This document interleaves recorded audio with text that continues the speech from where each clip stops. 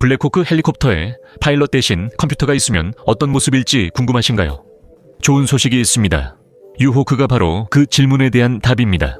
현재 로키드 마틴에서 개발 중인 유호크는 블랙호크의 자율 업그레이드 버전으로 2026년에 테스트를 시작합니다. 바로 올해네요.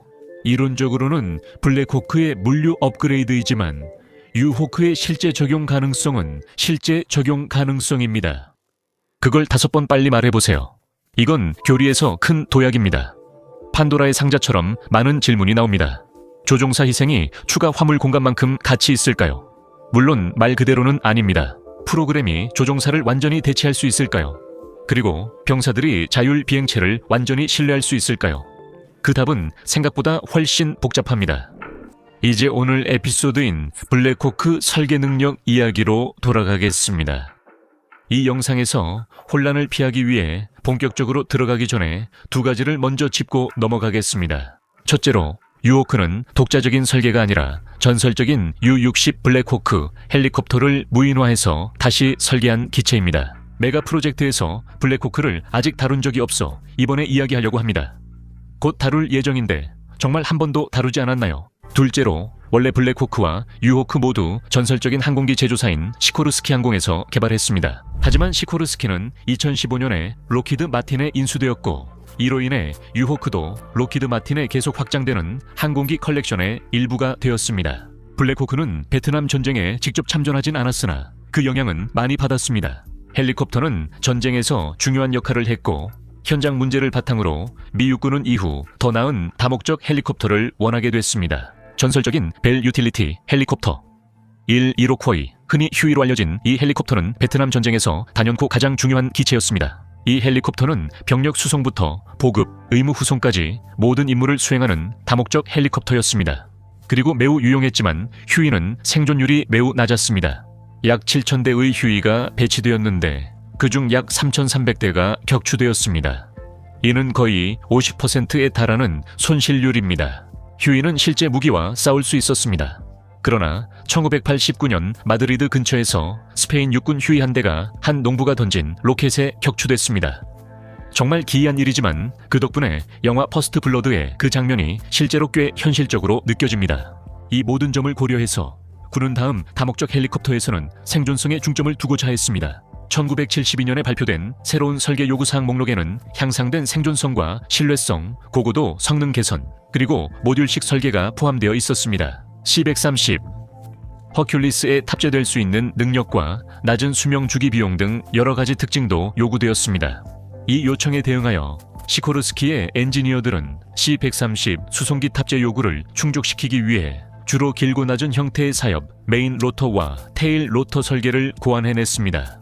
새 설계는 나중에 블랙호크라는 이름이 붙여졌으며 실제 새가 아니라 아메리카 원주민 블랙호크에서 유래했습니다. 1812년 미국과 맞서 영국편에서 싸웠던 소크족의 지도자이자 전사였습니다. 빈 블랙호크의 무게는 약 12,500파운드, 즉 약 5,700kg이며 일부 분해하면 허큘리스 수송기에 쉽게 실을 수 있습니다. 블랙호크의 길이는 로터를 제외하고 50피트 1인치이며 폭은 7피트 9인치 높이는 16피트 10인치입니다. 메인 로터의 직경은 53피트 8인치입니다. 참고로 이 로터는 로터 워시의 강력함으로 악명이 높습니다. 로터가 만들어내는 고리들은 그만큼 강력합니다. 이 로터는 사람들을 자주 넘어뜨립니다. 일부는 강한 힘에 익숙하지 않기 때문입니다. 블랙호크에 접근할 때 블랙호크는 제너럴 일렉트릭 T700 터보샤프트 엔진 2개로 구동됩니다. 터보제트 엔진을 사용하는 비행기와 달리 헬리콥터와 호버크래프트는 터보샤프트 엔진을 사용합니다. 터보샤프트 엔진과 터보제트 엔진 모두 기본 동력권으로 가스터빈을 사용합니다. 하지만 터보제트 엔진은 일부 배기가스를 사용해 압축기 구동과 작동을 유지하고 남은 힘은 순수한 추력으로 배출됩니다. 반면에 터보샤프트 엔진은 배기구에 더 많은 팬을 두어 에너지를 추출하고 이를 출력 샤프트의 동력으로 변환합니다. 두 엔진은 같은 방식으로 동력을 만들지만 사용하는 방법은 다릅니다. 터보제트 엔진은 기체를 뒤쪽으로 분사해서 전체 기계를 앞으로 밀어내고, 터보샤프트 엔진은 에너지를 회전 운동으로 변환해서 로터를 돌려 기체를 위로 올립니다. 블랙호크에 탑재된 T700 엔진은 약 1900 샤프트 마력을 내며 역사상 가장 상징적인 공격 헬리콥터인 아파치와 벨의 슈퍼코브라, 베놈 헬리콥터에도 동일하게 사용됩니다. 3,800마력은 분당 1,646피트의 상승률과 약 시속 175마일의 쾌적한 순항 속도를 보장합니다. 시속 282km이며 최고 속도는 300km에 약간 못 미칩니다. 또한 T700 엔진은 속도, 신뢰성뿐 아니라 뛰어난 생존성을 자랑합니다. 블랙호크는 엔진 하나가 고장나거나 돌에 맞더라도 안전하게 운항하고 착륙할 수 있음을 보여주었습니다. 이 엔진은 최대 360갤런을 담는 내부 연료 탱크로 동력을 얻습니다. 하지만 모듈화가 군대에 중요했기 때문에 시코르스키는 블랙호크에 더 많은 연료를 실을 수 있게 했습니다. 이 헬리콥터는 ESSS라고도 불리는 외부 장비 지원 시스템을 장착할 수 있는데 이는 기본적으로 기체에 부착된 강화된 날개입니다. ESSS는 10,000파운드의 무기와 장비를 실을 수 있습니다. 그리고 이것은 외부에 200갤런 연료 탱크 2개를 실을 수 있다는 의미로 블랙호크의 항속거리를 370마일에서 1380마일까지 늘려줍니다. 블랙호크를 설계할 때 저장 용량은 특히 중요했습니다. 최초의 블랙호크는 유틸리티 헬리콥터 60A로 명명되었으며 이후 유틸리티 헬리콥터 60L로 업그레이드 되었습니다. 두 버전의 헬리콥터 모두 화물 구역이 완전히 적재되었을 때, 11명 부분적으로 적재되었을 때, 14명 가볍게 적재되었을 때는 최대 20명까지 탑승할 수 있지만 유틸리티 헬리콥터 60L은 외부 적재 용량이 크게 향상되었습니다. 최대 적재 능력은 외부 화물의 경우 9,000파운드 내부 화물, 승객 포함의 경우 거의 3,200파운드로 평가됩니다. 헬리콥터 자체 무게를 포함해 최대 이륙 중량이 총 22,000파운드에 달하며 기존 유틸리티 헬리콥터 60A 모델은 이 부분에서 약 1,000파운드가 부족했습니다. 실제로 블랙호크는 완전히 장갑된 험비와 M119 곡사포를 수송하는 데 자주 사용되었습니다. M119 한 대는 전투 배치 상태에서 거의 4,300파운드에 달합니다. 그리고 단순히 곡사포만 운반하는 것이 아니라 블랙호크는 4명의 승무원도 함께 태우고 화물칸에는 탄약도 가득 실었습니다. 즉, 순식간에 임무 준비가 된 포병 부대를 전장에 투입할 수 있다는 뜻입니다. 운반 능력만큼이나 중요한 것은 임무 유형에 따라 구성할 수 있다는 점이었습니다. 블랙호크는 그 시대의 가장 다양한 방식으로 재구성할 수 있는 헬리콥터 중 하나라는 자부심이 있습니다. 이 헬리콥터는 병력 수송, 항공 의무 후송, Very Important Person 수송, 전자전, 전술 지휘용으로 구성할 수 있으며 심지어 공격 헬리콥터로도 사용할 수 있습니다. 기동성과 속도가 부족함에도 불구하고 블랙호크는 보통 2개의 M240 기관총, M134 미니건 또는 GAU-19 게틀링건으로 무장합니다. 그러나 ESSS를 사용할 경우 한 대의 블랙호크에 70mm 로켓 팩포드 4발의 에어 투 그라운드 미사일, 114 공대지 미사일 또는 공대공 교전을 위한 4발의 에어 인터셉트 미사일, 92 스팅어 미사일을 장착할 수 있습니다. 그 용도로는 거의 사용되지 않지만 블랙호크는 볼케이노 지뢰 살포 시스템도 장착할 수 있습니다. 가장 강력한 전투 능력을 가진 블랙호크는 DAP로, 이는 직접 공격 침투기를 의미합니다. 160. 특수작전 항공연대에서 운용하는 이 블랙호크 변형 기체는 병력을 수송하지 않는 전용 건십입니다. 전용 스텔스 블랙호크도 있습니다. 이 기체는 단 2대만 제작되었으며 오사마 빈 라덴의 은신처를 급습할 때 사용되었습니다. 이 설계에 대해서는 거의 알려진 것이 없지만 소음과 레이더 신호를 줄이는 기술이 적용되었다는 것은 알려져 있습니다. HH-60W는 블랙호크의 수색 구조 변형 기종으로 최대 6개의 들것과 의료 처치 공간을 갖추고 있습니다. 파이어호크는 소방 임무용으로 개조됐지만 비군 사용 전용 모델 중 하나입니다. 이 헬리콥터는 물투하, 대피, 수색 구조 등 소방대의 모든 작업에 활용할 수 있습니다. 야간 작전용 블랙호크, 지형 매핑 및 정찰용 블랙호크, 그리고 Very Important Person 수송용 블랙호크도 있습니다. 블랙호크에는 공중 급유 능력이 있는 것과 없는 것이 있고 특정 길이의 급유 프로브가 장착된 모델도 있습니다. 이것이 바로 블랙호크의 진정한 의미, 다재다능함입니다.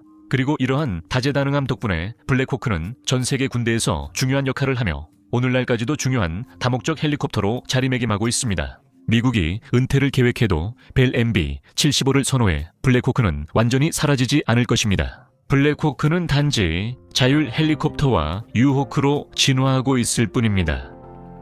무인 드론은 오랫동안 존재해왔기 때문에 자율 헬리콥터가 헬리콥터 개발의 다음 논리적인 단계가 되는 것은 자연스러운 일입니다.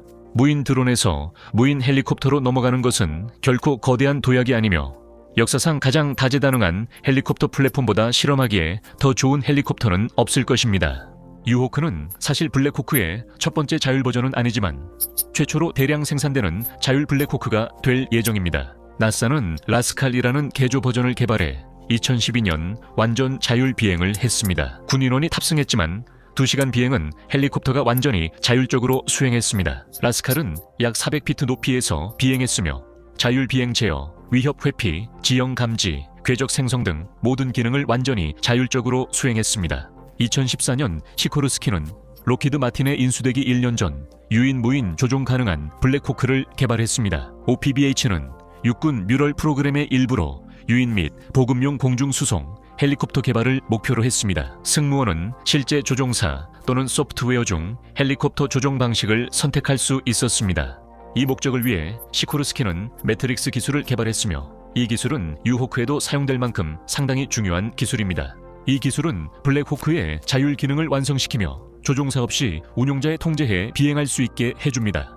최첨단 기술은 하드웨어와 소프트웨어를 활용해 제한된 환경에서도 자율 비행이 가능하도록 합니다. 이 시스템은 위험 지역을 고려해 저고도와 고고도 비행 경로를 계획하며 비행 중에도 즉시 경로를 변경할 수 있습니다. 의도된 말장난입니다. 또한 전체 수명 주기 및 플라이 타워 운영 비용을 절감합니다. 매트릭스의 핵심은 플랫폼에 제한받지 않아 블랙호크 왜 다른 플랫폼에서도 동일한 기술을 쓸 수 있다는 점입니다. 2014년 프로그램은 엄청난 성공을 거두었고 2022년에는 적대적인 환경에서 인도주의 임무에 유용함을 시연하며 대중에게 실질적인 능력을 보여주었습니다. 블랙호크에는 실제와 모의 혈액이 담긴 14개 상자가 실렸으며 총 226kg, 500파운드이었습니다. 승무원 한 명도 탑승하지 않은 상태에서 블랙호크는 이륙해 50분 동안 비행했으며 83마일, 즉 133km의 거리를 이동했습니다. 실제 회피 프로토콜을 시뮬레이션하기 위해 헬리콥터는 고도 200피트까지 하강했고 시그니처를 숨기기 위해 시속 115마일의 속도를 유지했습니다. 비행은 문제없이 끝나 곧 두 번째 테스트를 진행할 시간이었습니다. 외부 적재 테스트에서는 자율 블랙호크가 40피트 슬링으로 2600파운드짜리 컨테이너를 들어 올려 지정된 착륙 지점까지 30분 동안 비행했습니다. 이번 시연에는 블랙호크 프로그램에 선택적 조종사 탑승도 포함됐습니다. 접근 시 지상에 있던 운용자가 헬리콥터의 조종을 넘겨받아 컨테이너를 안전하게 지상에 내려놓도록 명령했고 인근 부상자를 대피시키는 두 번째 임무를 보냈습니다. 모의 부상자가 들것에 실려 헬리콥터에 탑승하자 운용자는 야전 병원으로 비행하라고 지시했습니다. 매트릭스는 이를 안전하게 수행했습니다. 게다가 비행 내내 배드워크 건강 모니터링 시스템이 모의 환자의 생체 신호를 지상 의료진에게 실시간으로 전달하고 있었습니다. 이로써 매트릭스 시스템은 블랙호크가 탑승 조종사 없이도 전술 보급 임무를 완수할 수 있음을 입증했습니다. 대부분의 무인 시스템이 지상 조작자나 항공기 내 원격 조종을 필요로 하는 것과 달리 매트릭스는 완전히 자율적으로 작동하며 최소한의 입력만 필요합니다. 이것은 매트릭스가 주변 환경을 이해한 결과로 다른 무인 항공기들이 엄격하게 사전 프로그래밍된 경로만을 따르는 것과는 다릅니다. 반면 매트릭스는 바람직한 비행 조건과 바람직하지 않은 비행 조건을 이해하도록 프로그래밍되어 있어 실시간으로 상황에 반응합니다. 이것이 바로 지금의 유호크의 씨앗이 된 아주 기본적인 아이디어였습니다. 유호크는 자율 블랙호크 진화의 다음 논리적 단계였으며 공식적으로 S-70 무인 항공기 시스템으로 지정되었습니다. S-70은 블랙호크의 민간 명칭입니다. 유호크는 우리가 모두 알고 사랑하는 블랙호크와 비교했을 때 많은 변화가 있습니다. 우선 탑승한 승무원이 없기 때문에 조종석이 없습니다. 이론적으로는 유호크의 화물 공간이 25% 늘어나지만 실제로는 기체의 적재 능력을 거의 2배로 늘릴 수 있습니다. 예를 들어 유호크는 조인트 모듈러 인터모달 컨테이너 4개 블랙호크는 2개만 실을 수 있습니다. 이것은 매우 중요합니다. 유호크가 주로 수송 헬리콥터로 쓰일 예정이기 때문입니다. 그리고 JMIC는 미국 군대에서 탄약부터 인도적 지원 물자까지 다양한 물품을 운송하는 데 사용하는 표준화된 컨테이너입니다. 또한 하이마스 로켓 시스템용 탄약포드 6개나 길이 11피트 5인치, 폭 2피트 4인치 외 해군 타격 미사일 캐니스터 2개도 운반할 수 있습니다. 유호크는 블랙호크보다 대형 화물을 더 쉽게 적재하고 하역할 수 있습니다. 전면부를 재설계한 덕분에 조종석이 있던 자리에 이제는 조개 껍질 모양의 문과 경사로가 생겼습니다. 이 경사로는 특히 HDT 헌터 울프와 같은 장비에 유용합니다.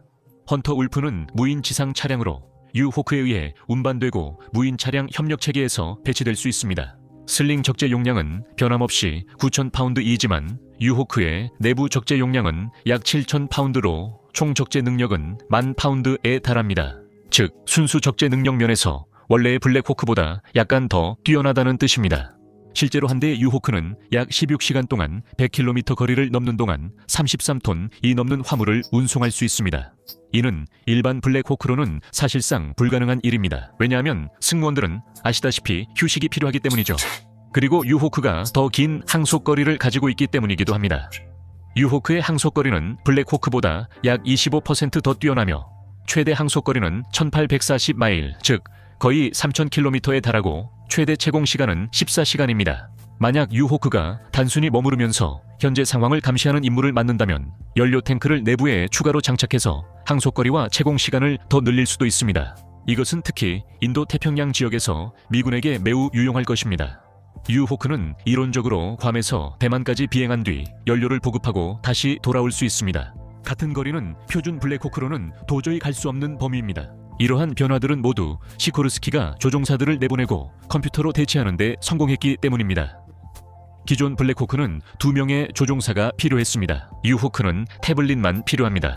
뿐만 아니라 시코르스키 이노베이션즈의 이고르 체로핀스키 이사에 따르면 태블릿을 조작하는 사람도 최소한의 훈련만 받으면 됩니다. 이 사실은 2025년 10월 훈련된 조종사가 아닌 한 군인이 매트릭스 기술로 구동되는 블랙호크를 조종하면서 입증됐습니다. 비록 해당 헬리콥터가 엄밀히 말해 유호크는 아니었지만 그 자율 비행 능력은 유호크와 동일합니다. 미 육군 주방위군의 상사 한 명이 태블릿으로 블랙호크 임무를 계획하고 지휘하며 실행하는 방법을 1시간 만에 모두 훈련받았습니다. 그 상사는 이후 블랙호크에게 내부 화물, 슬링 적재물, 그리고 메데백 구조를 포함한 여러 공중 화물을 투하하라고 지시했습니다. 전략 및 사업 개발 이사인 에스키미 벤틀리는 기술을 더욱 쉽게 설명하며 기본적으로 우리가 한 일은 블랙호크를 가져와서 우리의 매트릭스 자율 시스템을 사용해 이 항공기를 무인 항공기로 바꾼 것입니다. 라고 말했습니다. 매트릭스와 그것이 작동하는 방식이 여기서 핵심입니다. 조종사는 항공기에 대해 어느 정도까지 통제할지 결정할 수 있고 직접 조종할 수도 있지만 더 넓은 범위의 명령을 내릴 수도 있습니다. 체로핀스키는 조종사가 유호크에게 단순히 공항 A에서 공항 B로 이동하라고 지시하면 매트릭스가 비행 경로를 계획해준다고 말합니다. 모든 것이 자동으로 비행 절차를 지키며 진행됩니다. 그러나 유호크는 전투 상황에서 자율적으로 결정할 가능성이 거의 없습니다. 블랙호크가 주로 다른 용도로 쓰이기 때문입니다. 유호크는 30대 넘는 무인기를 다양한 방식으로 탑재 운용할 수 있게 설계되었습니다. 이 모든 것은 퀴버 설계 덕분입니다. 이 설계는 다양한 단거리 및 중거리 무인기를 운용할 수 있게 해주며 임무에 따라 발사되는 효과도 선택할 수 있습니다. 미사일 탄두를 쉽게 교체할 수 있다는 점이 바로 우리가 말하는 변동성입니다. 유호크는 정찰, 전파방해, 기만, 지형 매핑은 물론 운용자의 필요에 따라 공대지 및 공대공 무인기까지 발사할 수 있습니다. 이로 인해 유호크는 블랙호크와는 다르지만 오히려 더 많은 전투 능력을 갖추게 됩니다. 반면 블랙호크는 전투 지역에 있어야 전투에 기여할 수 있습니다. 유호크는 멀리서도 무인기를 투입할 수 있기 때문에 격추될 위험을 확실히 줄여줍니다. 아마도 유호크에서 가장 흥미로운 점은 이런 모든 변화와 개선에도 불구하고 기존 블랙호크 기체와 95%의 부품 호환성을 여전히 유지하고 있다는 것입니다. 블랙호크 예비 부품으로 수리할 수 있어 새 생산 시설이 필요 없다는 의미입니다. 그리고 어쩌면 더 중요한 점은 모든 블랙호크가 유호크로 개조될 수 있다는 뜻입니다. 세계 각국의 군대가 그 비용을 지불할 의사가 있다면 말이죠. 여전히 남는 질문은 이것이 군사적 용도의 헬리콥터 미래에 어떤 의미가 있느냐는 것입니다. 그리고 더 중요한 것은 이 주제와 관련해서 블랙호크에게 어떤 의미가 있느냐는 점입니다. 헬리콥터 전쟁의 미래 자율. 헬리콥터의 등장은 우리가 현대전에서 한 걸음밖에 남지 않은 것처럼 보입니다. 모든 무기가 화면 뒤에 있는 사람들이 조종하는 실제 비디오 게임으로 변한다 해도 유호크는 다목적 헬리콥터를 위한 완벽한 해결책은 아닙니다. 첫째로, 녹화 시점에서는 유호크가 민간 용도로 사용될지 여부가 아직 알려지지 않았습니다. 앞서 언급한 소방용 블랙호크는 화재 진압을 위해 1000갤런의 물을 투하할 수 있어 엄청나게 유용합니다. 하지만 유호크 플랫폼 내에서 그런 모델이 개발되고 있다는 언급은 없습니다. 물론 녹화 시점에서 유호크는 약 1년 정도 개발되어 왔습니다. 그리고 짧은 기간 동안 이뤄낸 모든 성과들이 인상적이라고 말할 수 있습니다. 하지만 블랙호크는 민간 분야에서의 활용성이라는 유산이 있는데 현재로서는 유호크가 그 수준에 미치지 못합니다. 유호크가 수색 및 구조 임무에 쓰이기는 어렵지만 불가능하지는 않습니다. 유호크가 수색 및 구조 블랙호크에서 사용되는 다양한 센서와 탐색 장비를 장착할 수 있다고 해도 수색 및 구조 임무의 특성상 현장에는 반드시 인간 조종사와 수색 및 구조 인력이 필요합니다. 블랙호크는 꽤 크고 솔직히 말해서 꽤 무겁습니다. 그리고 숲이나 산 한가운데에서 착륙 지점을 찾는 일은 대부분의 조종사들이 자율 헬리콥터에게 맡기고 싶어하지 않는 일입니다. 이러한 특정 상황에서는 숙련된 조종사의 경험, 본능, 그리고 개인적인 감각이 더욱 빛을 발할 수 있습니다. 하지만 아무리 잘 짜여진 프로그램이라도 그리고 하드웨어가 아무리 비싸더라도 조종사의 역할을 완전히 대체할 수는 없습니다. 게다가 블랙호크에 탑승한 수색 및 구조 전문가들은 프로그램이 아닌 실제 조종사가 헬기를 조종하는 것에 훨씬 더 안심할 것입니다. 이것도 또 다른 큰 문제입니다. 유호크로 탄약과 보급품 운송은 훌륭한 해결책이지만 병력 수송에는 그만큼 적합하지 않습니다. 유호크가 사람을 태우기에 완전히 안전하더라도요. 인간, 그리고 군인들도 포함해서 일반적으로 생명이 위협받는 상황에서는 자율 기술을 신뢰하지 않습니다. 설문조사를 해보면 대부분의 사람들이 매트릭스 기술로 조종되는 헬리콥터보다는 실제 조종사가 조종하는 헬리콥터에 타고 싶어 한다는 것을 알 수 있을 겁니다. 실제로 이 주제에 대한 연구도 있었습니다. 2018년 애리조나 주립대학교 연구에서는 자율 항공기에 대한 대중의 인식을 조사했으며 지원자 157명이 참여했고 그중 일부는 훈련된 조종사였습니다. 대부분의 참가자들은 현재 항공 안전 수준에 만족한다고 답했고 심지어 자율주행 자동차에도 편안함을 느낀다고 했습니다. 대부분은 승객 비행기를 한 명의 조종사가 조종하는 것에 불편함이나 큰 불안감을 느낀다고 답했습니다. 다음 질문에서는 조종사가 전혀 탑승하지 않은 완전 자율 비행의 개념이 제시됩니다. 대다수는 이 개념에 대해 불편함을 나타냈으며 오직 10명만이 편안하거나 매우 편안하다고 답했습니다. 대부분의 참가자들은 기술에 대한 전반적인 불신 때문에 자율여객 비행이 결코 허가되지 않을 것이라고 생각합니다. 자율주행차를 타보라고 하면 사람마다 예스나 노라고 답할 수 있습니다. 만약 누군가에게 자율주행 비행기나 헬리콥터를 타보라고 하면 대부분의 경우 정신 나간 거 아니냐라는 대답을 듣게 될 겁니다. 이 논리를 유호크에 적용하면 비슷한 결과가 나올 수 있습니다. 유호크는 어떤 형태로든 병력 수송을 위해 설계된 것은 아니지만 일부 사람들은 이 기체의 개발을 자율 병력 수송 플랫폼의 소프트 런칭으로 보고 있습니다. 아직 그런 단계는 아니며 현재는 아무도 그 이야기를 하지 않습니다. 하지만 언젠가 시도된다면 병사들이 대규모 시위를 할 것입니다. 거대한 통근 항공기에 안전하다고 느끼는 사람이 없기 때문입니다. 유일하게 반발이 적을 상황은 의료 후송일 것입니다. 만약 당신이 총에 맞아 들판 어딘가에서 피를 흘리고 있다면 아무 헬리콥터도 없는 것보다는 자율 헬리콥터에 기꺼이 탑승할 것입니다. 메드백 헬리콥터에도 승무원이 있으며 그들도 불안해하고 그럴 이유가 있습니다. 반드시 물어봐야 하고 실제로 일이 일어나기 전까지는 답을 알 수 없는 질문이 있습니다. 사고가 났을 때 유호크는 어떻게 행동할까요? 모두가 모가디슈의 악명 높은 블랙호크다운 사건을 기억합니다. 이 일은 리들리 스콧 감독의 동명 영화로도 남았습니다. 그 영화가 잘 보여주는 점 중 하나는 조종사들이 RPG에 맞은 후에도 블랙호크를 공중에 띄워놓으려고 얼마나 애썼는지입니다. 유호크가 RPG에 맞거나 시스템이 고장나면 어떻게 하죠? 운영자들은 훈련된 조종사가 아니라는 점을 기억하세요. 유호크는 비행 훈련을 받지 않은 군인도 조종할 수 있게 설계되었습니다. 아마 비상상황 프로토콜도 프로그램에 내장돼 있을 겁니다. 하지만 첫 사고가 나기 전까진 그들이 비상상황에 얼마나 잘 대처하는지 알 수 없습니다. 그래서 현재로서는 유호크는 탄약, 장비, 보급품 운송에만 제한적으로 사용되고 있으며 병력 수송이나 수색 및 구조, 화재 진압 같은 용도로는 사용이 불가능합니다. 유호크의 장점으로 꼭 짚고 넘어가야 할 점은 인간의 실수 가능성을 최소화한다는 사실입니다. 헬리콥터나 비행기 추락 원인이 조종사인 경우가 많지만 유호크는 조종사가 없어 이런 일이 발생하지 않습니다. 물론 오류로 인해 유호크가 완전히 추락할 가능성도 있지만 적어도 그런 일이 발생해도 인명피해는 없을 것입니다. 블랙호크에 뒤지지 않을 수 있는 분야가 전투일지도 모릅니다. 블랙호크는 주로 공격 헬리콥터는 아니지만 무장도 충분히 할 수 있습니다. 블랙호크는 병력과 장비 수송에 주로 쓰여 무장을 잘 하지 않습니다. 하지만 부대가 즉각적인 근접 항공 지원이 필요하고 사용할 수 있는 헬기가 블랙호크뿐이라면 아파치보다는 느리고 효율이 떨어지긴 해도 임무를 수행할 수 있습니다. 필요하다면 블랙호크는 무장 호위 임무도 수행할 수 있습니다. 하지만 공격형으로 무장한 블랙호크를 보더라도 대부분은 여전히 병력이나 장비 수송에 사용되고 있을 가능성이 높습니다. 블랙호크는 때때로 병력이나 장비 투입을 위해 매우 위험한 곳에 들어갑니다. 이런 상황에서 스톱윙 무기가 자유용으로 필요하지만 유호크는 다릅니다. 현재로서는 유호크의 엑스터널 스토어스 서포트 시스템 스톱윙 구성이 사용될지 여부가 불확실합니다. 이론적으로 가능하지만 여전히 블랙호크이기 때문입니다. 록히드 마틴 자료에는 언급이나 시연이 없었습니다. 또한 유호크는 병력 수송을 목적으로 하지 않기 때문에 블랙호크에 장착된 2개의 기관총이 없습니다. 왜냐하면 이를 운용할 인원이 탑승하지 않기 때문입니다. 유호크가 할 수 있는 것은 전체 무인항공기 군집을 전개하는 것입니다. 이는 전투 중에 확실히 유용하게 쓰일 수 있습니다.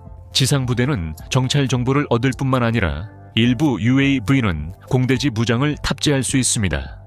특히 장갑 차량이나 적 구조물 파괴용 무기도 마찬가지입니다. 유호크는 블랙호크보다 더 많은 무기를 실을 수 있습니다. 유호크는 30대 넘는 무인 항공기를 탑재할 수 있지만 블랙호크는 19대까지만 가능합니다. 70mm 로켓, 포드와 공대지, 미사일 4발을 탑재할 수 있지만 유호크가 근접 항공 지원에 사용된다는 뜻은 아닙니다. 교전 지역에 위험하게 접근할 필요가 없기 때문입니다. 단 중거리 UAV는 안전한 거리에서 발사됩니다. 그리고 유호크는 다른 무장을 가지고 있지 않기 때문에 교전 지역에 투입해서 격추될 위험을 감수할 필요가 없습니다. 또한 2025년 8월 시코르스키는 미 육군과 표준 블랙호크 헬리콥터에 드론 발사 기능을 업그레이드하는 계약을 체결했습니다. 드론 포드는 ESS 스톱 윙에 장착될 예정이며 기능적으로는 유호크의 UAV와 거의 동일한 역할을 하겠지만 이 시스템에는 퀴버 런치드 이펙트 기술이 없고 더 많은 드론을 탑재할 수도 없습니다. 이는 블랙호크가 유호크와 같은 공격 효과를 더 작은 규모로 낼 수 있으며 조종사들을 위험에 빠뜨릴 수 있음을 의미합니다. 그래서 유호크가 더 나은 해결책이 될 가능성이 높습니다. 드론이 필요할 경우 유호크가 정찰이나 지역 매핑에도 사용될 수 있습니다. 스카이스 리미티드의 Chief Executive Officer 오미드 아미디는 자율 항공기용 장비를 제조하는 회사인데 사람이 직접 만드는 지도는 평방 마일당 $20,000가 들 수 있다고 말했습니다. 자율 헬리콥터는 같은 결과를 10배 저렴하게 만들어낼 수 있습니다. 단순히 저렴하게 할 수 있을 뿐만 아니라 유호크는 더 안전하게 작업할 수 있습니다. 알려지지 않은 지역에는 2명의 조종사와 정비사 대신 자율 무인 항공기를 보내는 것이 훨씬 더 안전합니다. 160 특수작전 항공연대는 블랙호크에 지형 추적 회피 레이더와 센서 터렛 장착이 가능함을 입증했습니다. 이를 통해 블랙호크는 아주 낮은 고도와 악천 후에서도 임무를 수행하며 탐지를 피할 수 있습니다. 그렇다면 왜 그 장비를 유호크에 달고 조종사를 완전히 배제하지 않는 걸까요? 결국 유호크는 블랙호크를 대체하는 것이 아니라 보완하는 기체로 사용될 가능성이 가장 높습니다. 실제 조종사의 생명을 위험에 빠뜨리기에는 너무 위험하다고 판단되는 모든 환경에 투입될 수 있습니다. 조종사의 직접적인 참여가 필요 없는 의료 물자 전달이나 무거운 짐을 옮기는 등의 간단한 임무를 수행할 수 있습니다. 그리고 UAV, 무인 항공기, 부대를 통해 일정 수준의 공중 지원도 제공할 수 있습니다. 하지만 근접 항공 지원, 심층 침투 및 투입, 수색 및 구조, 의료 후송, 병력 수송과 같은 민감한 작전의 경우에는 유호크가 블랙호크를 당장 대체하는 것은 어려워 보입니다. 블랙호크는 몇 안 되는 헬리콥터만이 견줄 수 있는 명성을 가지고 있으며 전 세계 군대에서 가장 혹독한 환경에서도 운용되어 뛰어난 다재다능함과 생존성을 입증했습니다. 병사들은 블랙호크를 신뢰하며 임명과 관련해 대부분의 부대가 유호크보다 블랙호크를 선호합니다. 자율 시스템에 대한 거부감도 있습니다. AI 엔진이 인터넷 곳곳을 대대적으로 장악하기 시작한 이후로 대기업들과 그 뒤에 있는 이해 관계자들은 우리에게 그것들을 억지로 밀어넣기 시작했습니다. 사방에서 말이죠. 이로 인해 전 세계적으로 반 AI 정서가 확산되며 자율주행 차량에도 영향을 주고 있습니다. 평범한 보병이 헬리콥터 종류를 선택할 순 없지만 유호크는 실전에서 다소 씁쓸한 상황에 놓일 것입니다. 현재 우리는 전반적인 반판 기술 물결 한가운데에 있기 때문에 자율 헬리콥터를 일상적인 운용체계에 통합하려면 교리에 큰 변화가 필요할 것입니다. 현재 미국 군대는 그 어느 때보다도 무인 장비, 즉 드론, 헬리콥터, 지상 차량, 심지어 폭발물 처리반에까지 더 많은 자원을 투자하고 있습니다. 하지만 이런 장비를 개발하는 것과 실제 효과적으로 사용하는 것은 다르며 성공하려면 프로토콜에 큰 변화가 필요합니다. 하지만 이는 아직 먼 미래의 일입니다. 유호크는 2026년 본격 테스트를 시작하며 결과에 따라 몇 년 내 실제 도입될 수도 있습니다. 아니면 영원히 도입되지 않을 수도 있습니다. 블랙호크는 동시에 천천히 마지막을 향해 날아가고 있습니다. 하지만 그 비행은 매우 느리며 유호크와 벨 MB-75가 등장하더라도 여전히 많은 가치를 제공할 수 있습니다. 자율항공기와 차량, 그리고 인공지능에 대해 방금 언급한 비관적이고 부정적인 이야기에도 불구하고 우리는 그 분야, 특히 군사 분야에서 확실히 성장을 보게 될 것입니다. 우리는 이미 그 중심에 있고 유호크는 우리의 발전을 보여줍니다. 다음 단계와 그것이 현대 전장에 미칠 영향은 아직 지켜봐야 합니다. 시청해 주셔서 감사합니다.